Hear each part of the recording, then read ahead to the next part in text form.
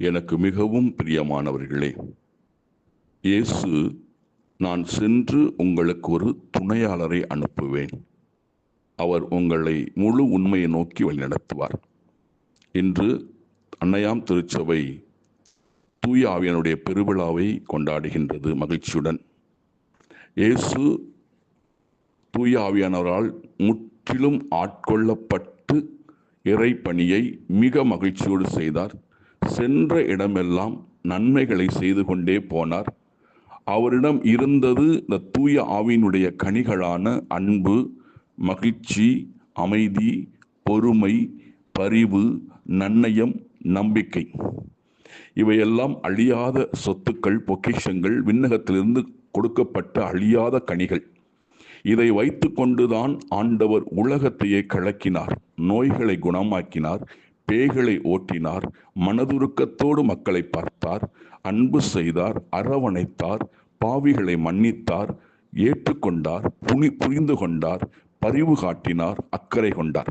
இதே தன் வைத்திருந்த அந்த ஆவியின் கனிகளை தூய ஆவியினவர் வழியாக அப்போஸ்தலருக்கு கொடுத்தார்.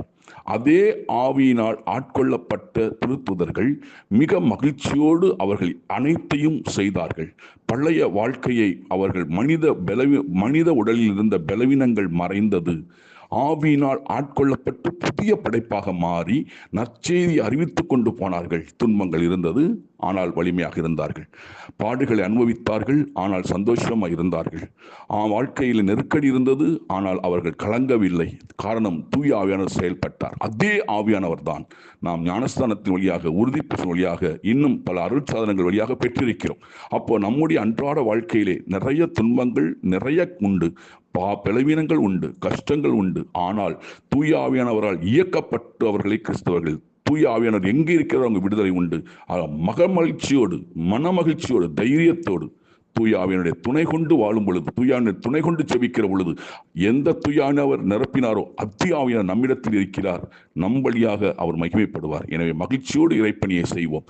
தைரியமாயிருங்கள், கவலைப்படவே வேண்டாம். அவர் எல்லாம் பார்த்து கொள்வார். அவரே வழி நடத்துவார், முழு உண்மையை நோக்கி நடத்துவார். God bless you.